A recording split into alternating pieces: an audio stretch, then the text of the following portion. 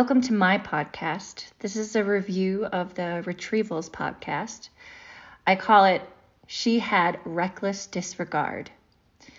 My name is Evie LaRoe, and I will be walking you through my reactions on everything that went through all 5 episodes and culminating in a discussion on the patriarchy or feminist viewpoint of fertility clinics and where we go from here.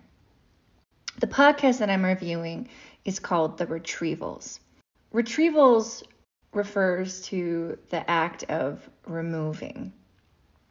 And what the host is referring to is egg removal from female patients, specifically at the Yale Fertility Center, the Yale Fertility Center. So again, another element of surprise that all of this would happen at such a prestigious and well-known place of medical procedures. So episode 1 is called The Patients, and through the process of this whole thing, the host interviewed 12 patients that bravely came forward and told their stories. And I didn't do any prep work. I didn't really know anything or wasn't coming in with any expectations other than knowing that the theme of this week was gender and reproductive justice. So I'm listening to this story being told, and here is the first woman. Also, let it be known, all women, I believe, were cisgender women, and one woman was married to another woman. But pretty much all of these experiences are said and culminated and through a binary lens. So I hear of this woman going in for this procedure, and I'm hearing how she's laying down on the bed, and then I'm hearing all of this huge discomfort and this anguish coming out of her. And I'm realizing that I'm feeling the pain that she's going through with this procedure. And I start to question what is going on. What am I listening to? And then patient after patient, you're hearing this story of pain and anguish, and that it's not supposed to be there. And then you finally realize what is going on. And by the end of the first episode, understanding that the pain medication that they were given, which is supposed to be fentanyl, has been replaced with saline. And you are just left with utter disbelief. You couldn't believe that something like this was happening. And you start to just imagine every horror film you can think of and it being an actual scenario. So episode 1 was shocking in its own right. A word that came up that I highlighted and brought up in my discussion last week was the notion of a hysterical woman.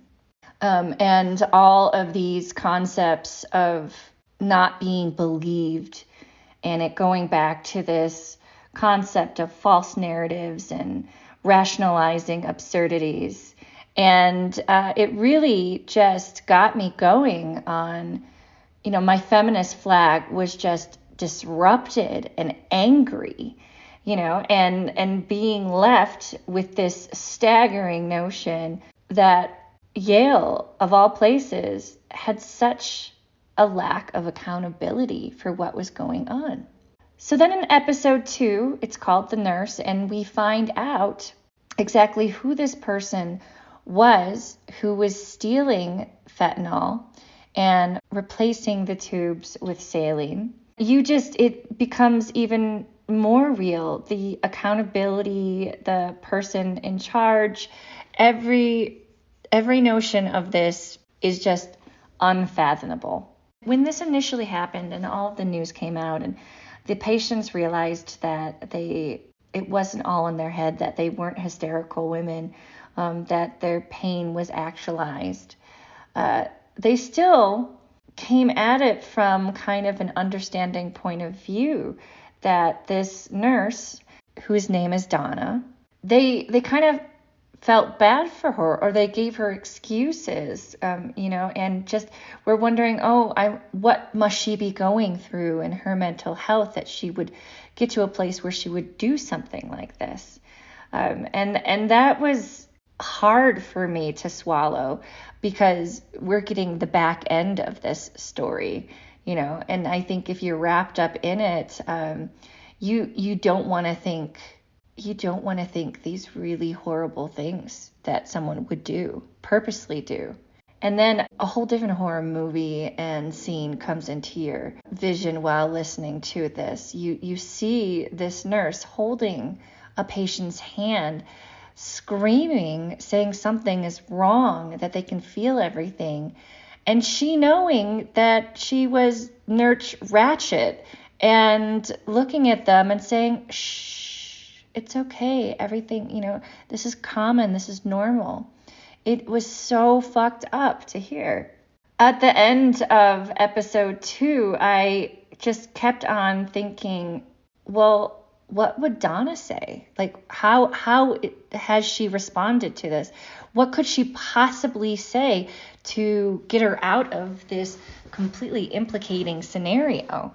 So episode 3 is called The Sentence, and the trial happens, and we learn a lot more about Donna and her background story and everything that happens.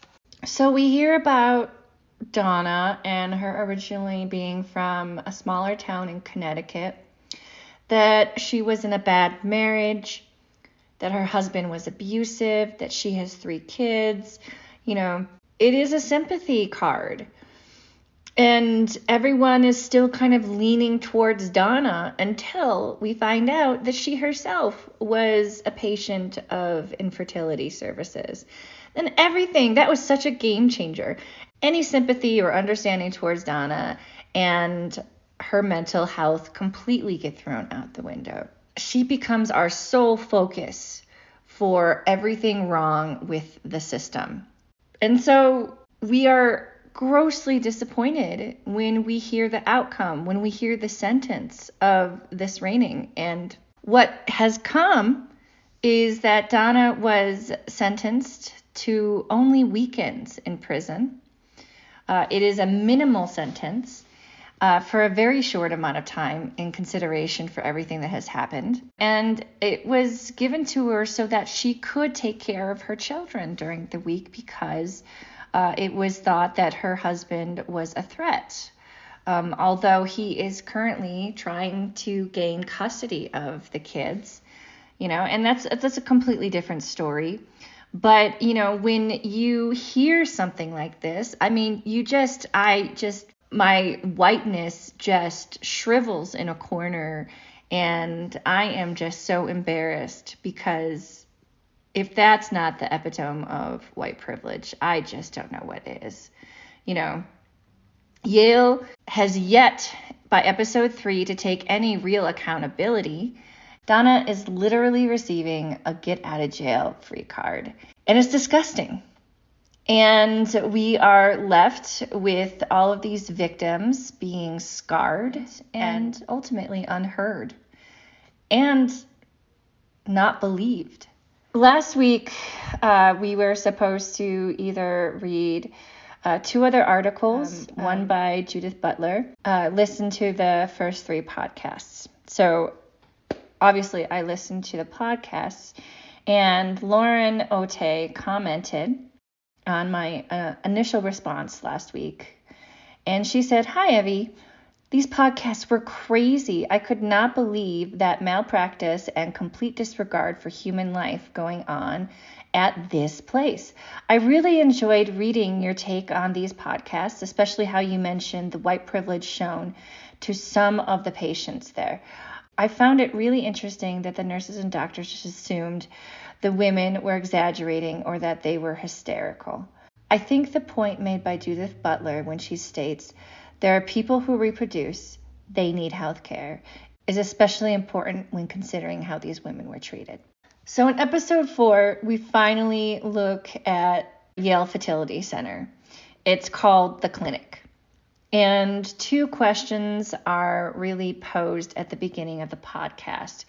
We are addressing the system, and we are looking at the people in that system.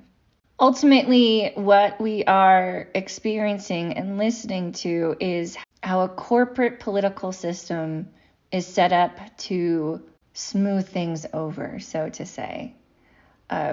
And the injustice that we don't see from everyone else who's being affected by this. An important thing that is addressed in this episode is that during the trial, the initial trial, Donna says that she started stealing fentanyl in June of 2020. But then we go into this whole forensic investigation of all of these accounts made prior to June 2020. The leading thing I got out of episode 4 was a notion of patient care. So from 2017 to 2022, I lived in China, and I am very accident prone. And so I had spent a great deal of time in Chinese hospitals. China has universal health care, and that is great. But as an American, I quickly realized I have a very different viewpoint and expectation of what I consider patient care to be. In China, nurses don't have bedside manner. It is not part of their job. You have to get what's called an IE. An IE is Mandarin for auntie, or someone that kind of comes in and takes care of your needs. So you hire an auntie to come in and help take care of you for all of your bedside manner when you're in hospitals in China. It's astounding to me because I came from a system of care where that is almost the majority of a nurse's position, to care about the patients, to care about what they're going through, to be a part of the entire process. And so, I highlighted this comment while I was listening to this episode of patient care is a mindset in the U.S. And I think that's very important to take note of because it is an expectation, and that expectation was not met. And not only that, it was put in a place and set up in a situation where it was ridiculed. This notion that these healthcare professionals are supposed to provide personal care, and they didn't. And the patients were left unheard and made fun of. The patients felt like they were delusional. Snarky comments were made throughout all of these procedures. And it just seems so hypocritical to me that we have created this system of care, of ethics of care, and yet it's that very thing that is rejected and being put back onto the patients as this negative connotation. It's argued that the patients made this choice to kind of accept this pain because in the end they wanted a baby. So it shouldn't matter what they went through as long as they received this outcome of having a baby in the end. That's how the legal system chose to proceed through this. But it goes against everything that the medical care system in the U.S. promotes. So episode 5 is called The Outcomes. The host adequately responds to what a patient was saying. And the host says, as if the only thing that matters is the single outcome and not the entire process. And what this created, whether you in fact did have a baby or not, and very few of the 12 patients that came forward did. I think it was just 3 of them who had babies. There was this sense of mistrust of the facility, mistrust of healthcare, mistrust of the system. And I heard an interesting word being said, white coat syndrome. And if you didn't have white coat syndrome before, you certainly did now. But let's talk about the entire process and what that actually means. One of the patients said, "There's so much of your life you have to talk about when you're talking about this. Your marriage, your body, your psyche, your relationships with other people, the relationships down the road with other physicians. And you're going to have to repeat all of these things if you want to have another child." I found it very astute, a comment that was made. This patient is going through all of these other things that it affects in your life and how it affects your life and if you can move forward from this. But the patient also says the other violence of this is that if anything is going to happen, we have to speak about it. And it sucks because especially being ridiculed and being made the problem instead of the victim, it's the victims that have to come forward and make and present this issue as being a problem. And you have to fight. It's like you have to go through another battle and another war of being thrown into this horrible situation in order for anyone to believe you. It is a complete catch-22. I think that's more painful than anything else. The title of this particular podcast comes from a second sentencing for Donna when the medical review of nurses look at her case, because we found out that she didn't get fired, that her license was just suspended. And when they're going through this medical review, one of the nurses says, "I really think we should change the language of what is written here because I don't think it fully states everything that has happened with the outcome of this whole scenario." And so this nurse named Lisa uses the language reckless disregard. And so then another nurse says, "I think reckless disregard is a very important phrase to put in there. Reckless disregard for patients, whether it's their safety or what, for their level of pain or what, patients under her care, she had reckless disregard for them. And I think that should be carried into the record." And so they did. They carried into the record, and you would think surely by now, she would never get her nursing license back, and she certainly would not be working in another medical facility. And then to hear that not much later after that, they reinstated her medical license. And I mean, like, I was completely silent. I was like, wait, what? Did I hear that correctly? They lifted her suspension for her license, even though they changed the language to reckless disregard. I was like, what the fuck? I couldn't believe it. And I think that is just everything that shows the problem with this whole situation. So it's not Donna and it's not the patients. It's the system that allows this to happen over and over again. And they just prove that point by just giving Donna a slap on the hand and letting her continue to do this again.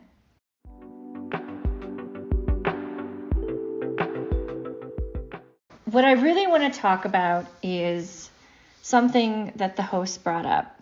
The host said, "Is this a patriarchal system or a feminist one?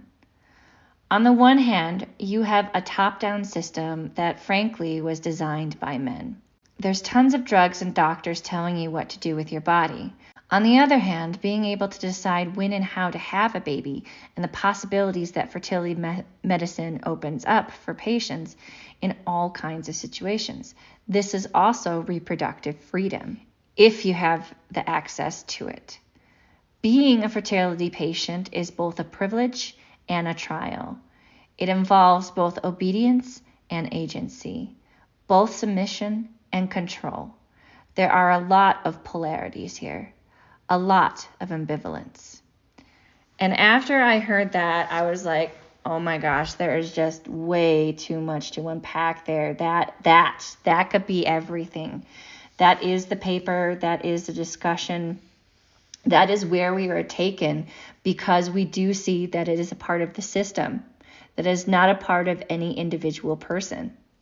And although we can recognize all of this as being a form of privilege, and we see this even with any money that may come out of reimbursements or giving this sense of relief to these patients, it'll only be for those who received letters and who felt these accounts after June 2020. Anyone before this time will be considered less worthy and unnecessary and irrelevant. It's astounding. Privilege will take you so far, and then it just doesn't become the point anymore. I don't think the question is it a patriarchal or a feminist system? I think the question ultimately is it a just system? This notion of the gender gap has certainly played a part in all of this. But where does justice come into play? Or does it? Is it ever considered a part of the whole outcome? I certainly didn't see it. I saw a lot of covering up. I saw a lot of every party trying to put a reasonable consideration with protecting themselves. I found it interesting that Donna resigned on her own accord after a couple months after she had been given her license back. I mean, I'm sure she probably got a lot of death threats. I'm sure she probably couldn't even get hired. And so it really wasn't a choice for her to keep her license or not.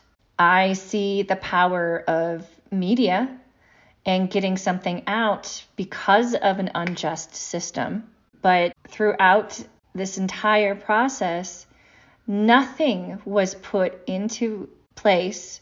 Nothing was regarded in the context of what is right.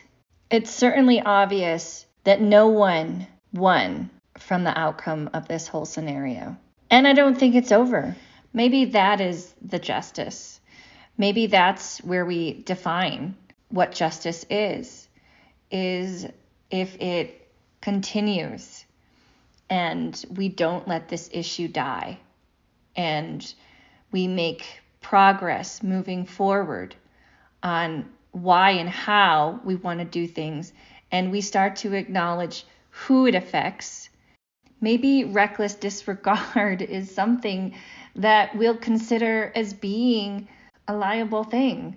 I know on my part, I've already told several people, you have to listen to this podcast. It's unbelievable. And I think that is the power of the arts and media, is how we can begin to create justice and move forward with this mindset of doing what is right instead of maintaining and covering up these allowances that we give.